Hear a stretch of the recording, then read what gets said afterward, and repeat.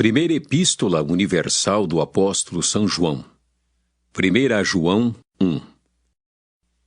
O que era desde o princípio, o que vimos com os nossos olhos, o que temos contemplado, e as nossas mãos tocaram da palavra da vida, porque a vida foi manifestada, e nós a vimos e testificamos dela, e vos anunciamos a vida eterna, que estava com o Pai, e nos foi manifestada.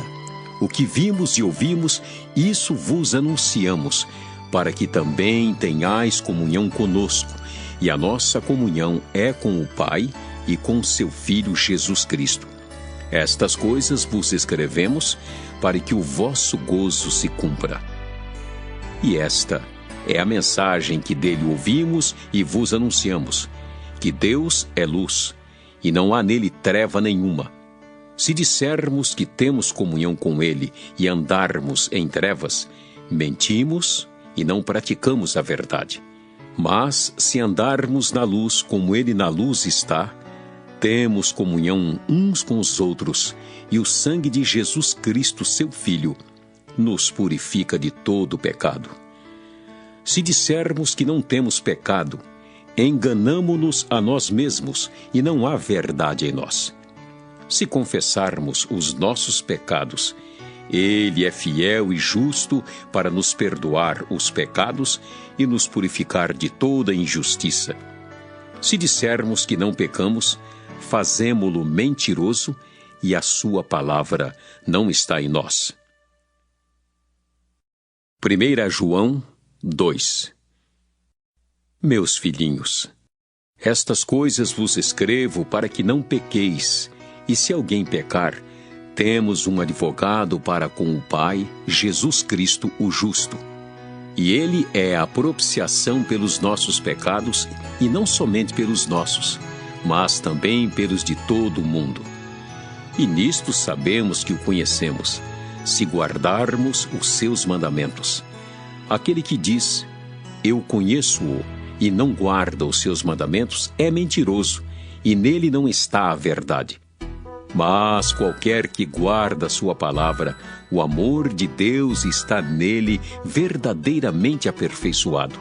Nisto conhecemos que estamos nele. Aquele que diz que está nele também deve andar como ele andou. Irmãos, não vos escrevo mandamento novo, mas o mandamento antigo que desde o princípio tivestes. Este mandamento antigo é a palavra que desde o princípio ouvistes. Outra vez vos escrevo um mandamento novo, que é verdadeiro nele e em vós, porque vão passando as trevas e já a verdadeira luz alumia. Aquele que diz que está na luz e aborrece a seu irmão, até agora está em trevas.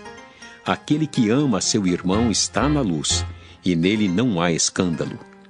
Mas aquele que aborrece a seu irmão está em trevas e anda em trevas e não sabe para onde deva ir, porque as trevas lhe cegaram os olhos.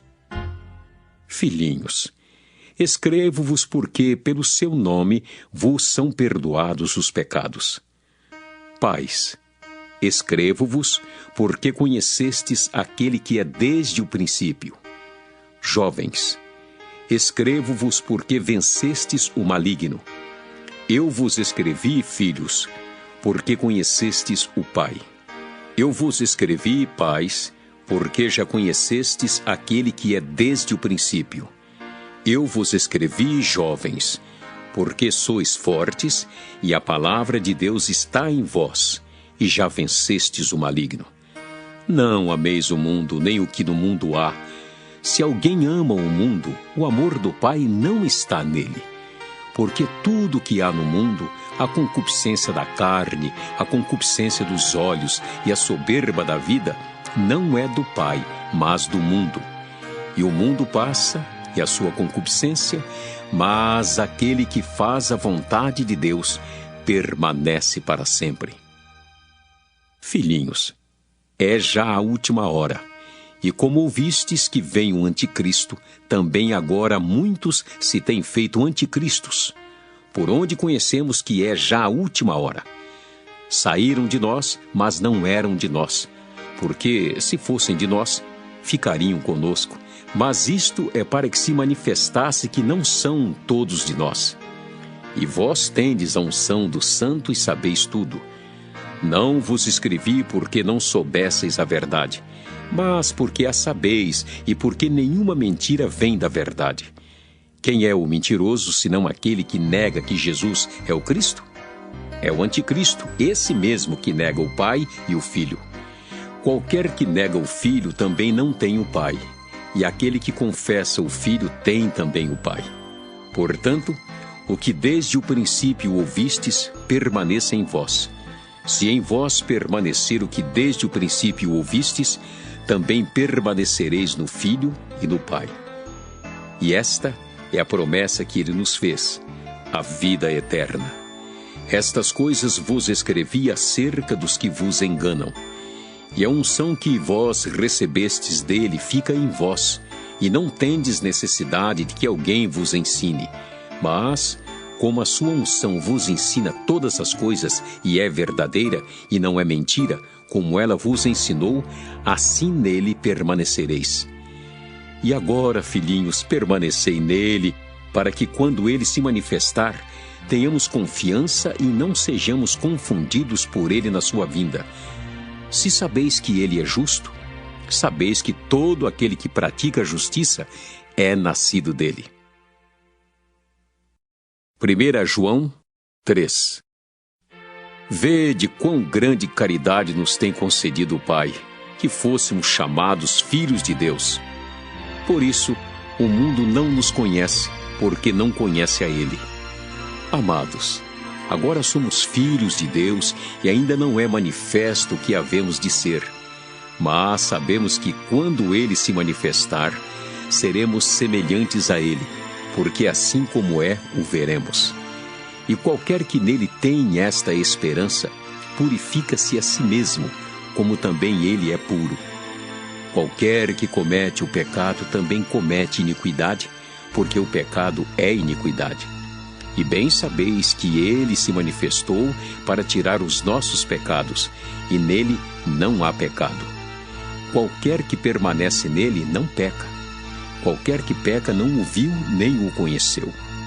Filhinhos, ninguém vos engane. Quem pratica justiça é justo, assim como ele é justo. Quem comete o pecado é do diabo, porque o diabo peca desde o princípio. Para isto, o Filho de Deus se manifestou para desfazer as obras do diabo. Qualquer que é nascido de Deus não comete pecado, porque a sua semente permanece nele e não pode pecar, porque é nascido de Deus. Nisto são manifestos os filhos de Deus e os filhos do diabo. Qualquer que não pratica a justiça e não ama a seu irmão não é de Deus. Porque esta é a mensagem que ouvistes desde o princípio, que nos amemos uns aos outros. Não como Caim, que era do maligno e matou a seu irmão. E por que causa o matou? Porque as suas obras eram más e as de seu irmão justas. Meus irmãos, não vos maravilheis se o mundo vos aborrece. Nós sabemos que passamos da morte para a vida porque amamos os irmãos. Quem não ama a seu irmão permanece na morte. Qualquer que aborrece a seu irmão é homicida. E vós sabeis que nenhum homicida tem permanente nele a vida eterna. Conhecemos a caridade nisto, que ele deu a sua vida por nós, e nós devemos dar a vida pelos irmãos. Quem, pois, tiver bens do mundo e vendo seu irmão necessitado lhe cerrar o seu coração, como estará nele a caridade de Deus? Meus filhinhos, não amemos de palavra nem de língua, mas por obra e em verdade. E nisto conhecemos que somos da verdade e diante dele asseguraremos nosso coração, sabendo que, se o nosso coração nos condena, maior é Deus do que o nosso coração e conhece todas as coisas. Amados, se o nosso coração nos não condena, temos confiança para com Deus, e qualquer coisa que lhe pedirmos, dele a receberemos, porque guardamos os seus mandamentos e fazemos o que é agradável à sua vista. e o seu mandamento é este: que creiamos no nome de seu Filho Jesus Cristo e nos amemos uns aos outros segundo o seu mandamento. E aquele que guarda os seus mandamentos, nele está, e ele nele. E nisto conhecemos que ele está em nós, pelo Espírito que nos tem dado.